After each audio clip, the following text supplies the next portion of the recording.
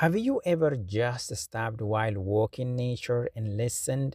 The whisper of the wind between the trees, the gentle crack of dry leaves under your feet, and everything feels like yet alive. In moments like these, when the world begins to fall silent before winter, I'm reminded of something the Quran keeps calling us to do: to look, to travel, and to reflect. In Surah Al-Ankabut, Allah subhanahu wa ta'ala said, "Say, O Muhammad, travel through the land and observe how he began creation." Every step through this forest is a reminder of that command. The trees shedding their leaves is not death, it's a renewal. This cycle of life, death, and rebirth happen silently, yet it's a sign of Allah subhanahu wa ta'ala's perfect design.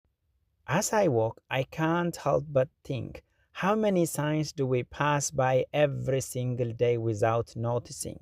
The Quran doesn't just tell us to pray in mosque, it invites us to worship through reflection.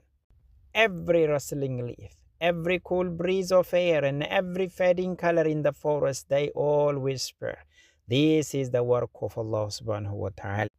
Allah subhanahu wa ta'ala reminds us again in Surah Yusuf by saying, "Have they not traveled through the earth and observed what was the end of those before them?" As I walk among these trees, I found this old car. Yeah, kind of a mower car to cut the grass, and you can see it is rusted. Let's take a look at the hadith that can help us to keep healthy by saying in At-Tabarani, "Travel through the land and you will be healthy. Strive, you will be wealthy. And take lessons and you will be wise." On another hadith, "The world is green and sweet. Allah has appointed you as a steward over it."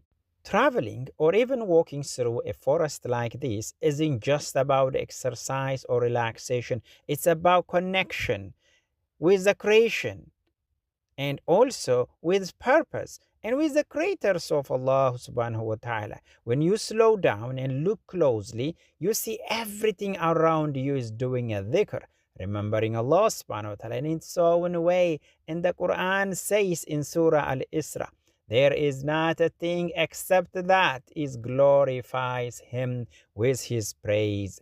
But you do not understand their glorification." Allahu Akbar. Imagine that. Even these forests, these trees alive with worship.